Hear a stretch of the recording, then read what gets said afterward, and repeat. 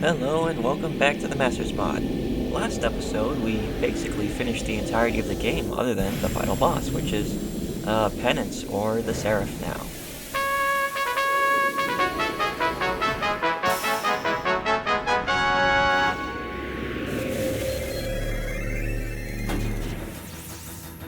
And yeah, in this episode, we're not actually going to beat him.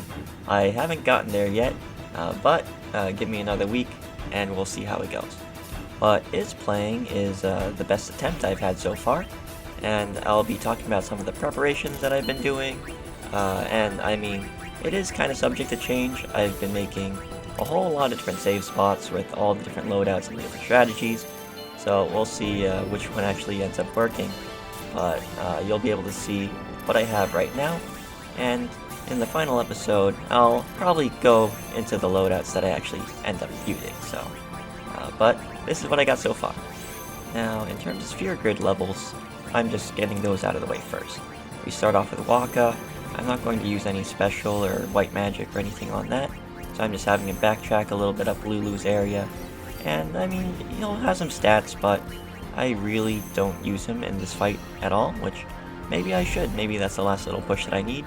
But as of right now, he's just the slowest character that I have of the bunch, and other than some of the power magic break that he has, it's really nothing that's too great. Yeah, Lulu's just a lot faster, and even though his magic stat isn't bad, it's not really worth getting him out on the field for damage. And then also we can basically teach any character any move, with maybe a little bit of extra stats too. So first off is Rikku. I'm warping her up to full break and then using her banked sphere levels to go down the last bit of Auron's route. Because remember, he actually gets some good speed, a lot of HP, and just good defensive things that I bought earlier. So that way she'll be able to take advantage of all of that. And, full break and zombie attack access is great too. I'm also warping Khimari down to magic break, because really, it is essential for surviving the main body, and then I also use it a lot on the left arm. Then, using the last of the special spheres and the white magic spheres, I'm going to teach Yuna quick pockets, so that way she has all the thief stuff, because, she's going to be on the front line a lot. I'll teach Lulu use for basically the same reason there. And then I'm also going to give Lulu Dispel and Slow, because those are really the only two usable items that we have a really short amount of, the Silver Hourglasses and Purifying Salts. So we want those to last a little bit, or at least until the last phase, because that's when, we definitely need to be able to keep doing damage to them, and keeping the arms slowed as much as possible. Even though the 1 MP cost is super strong, we have a lot of elixirs and turbo ethers, so in terms of MP usage, we really don't need too much, because this is the last fight. Now when we come to customization, the first thing I do is I give Wakka a first strike. Now this is really just for the starting phase. He gets swapped right out, and never really used again.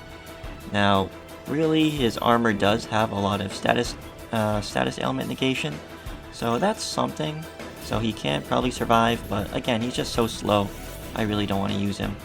Auron still has his first strike weapon too, but he'll switch it to his auto shell auto protect, and I'm giving that slow strike, so that way when he reapplies the brakes to the arms, then that way he can have a chance to slow them, so that'll just be good turn economy. Yeah, he's there to tank, and he's there to debuff with the brakes, and because of his armor that we already have, it's pretty decent when it comes down to ailments. Now, Khimari is going to be my elemental tank, because there's going to be a lot of elemental attacks being thrown at you, both physical and magical.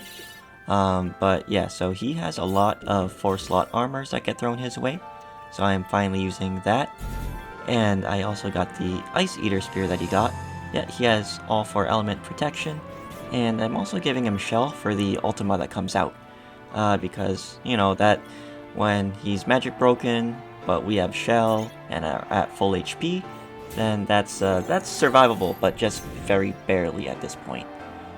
Then also giving him triple overdrive, because You've seen in the background or in the foreground that I'm using Doom a lot to control the left arm.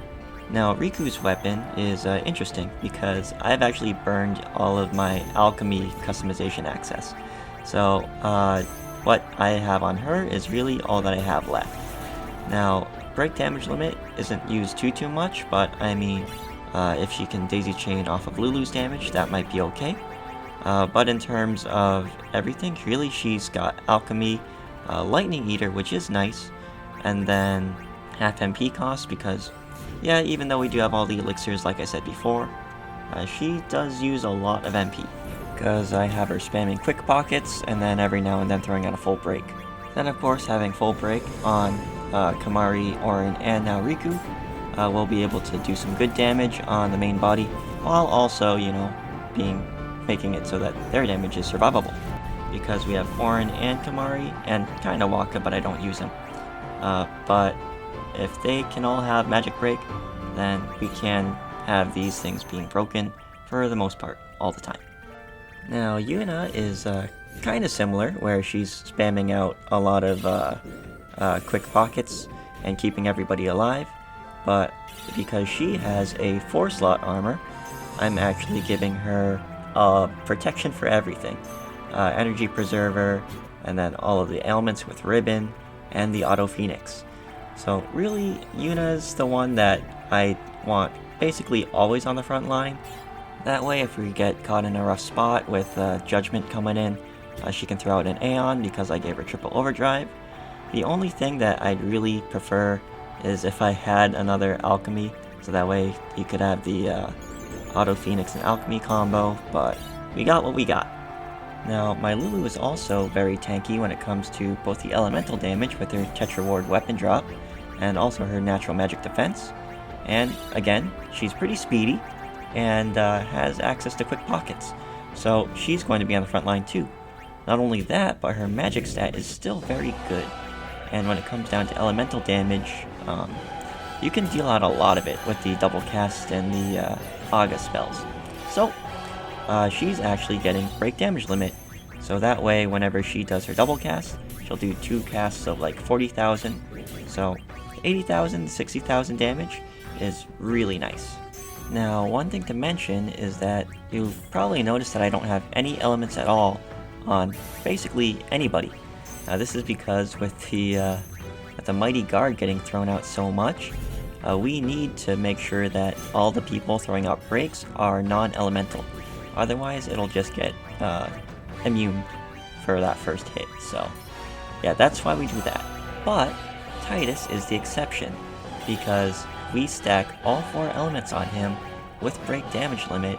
He will do 70,000 damage with 1 hit, and if he crits, which he does a decent amount of time, he'll end up doing the new damage limit of 100,000.